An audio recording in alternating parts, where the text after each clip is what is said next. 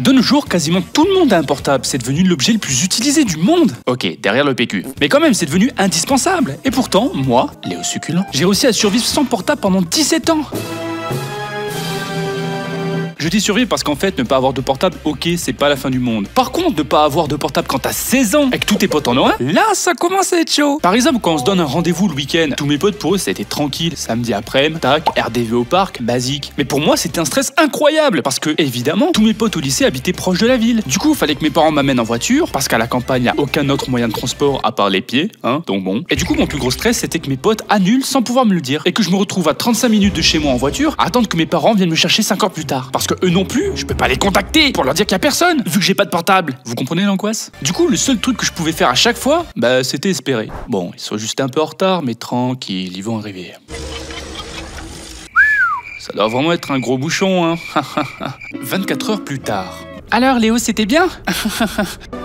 Non. Achète-moi un portable. Bon, heureusement, ça m'est jamais arrivé. Mais le plus chiant, c'est évidemment avec les gonzesses. Parce que votre serviteur avait une petite copine au lycée. En plus, j'avais une casquette que je mettais sur le côté en mode Watibé. Je sais pas comment elle a fait pour sortir avec moi, franchement. Laura, bébé, t'as des goûts de chiottes.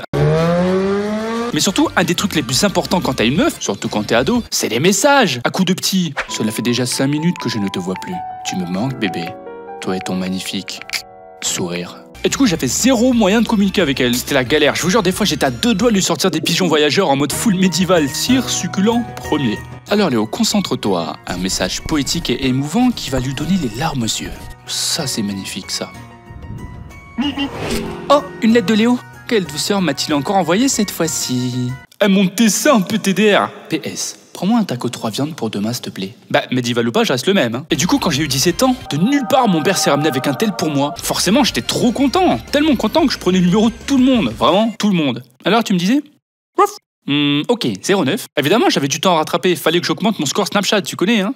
Actuellement en train de faire caca. Hashtag pourquoi j'ai mangé épicé hier. Hashtag geyser. Hashtag y'en a partout. On n'aurait jamais dû lui acheter un portable en fait. Ouais. Bon allez, je vais le baffer.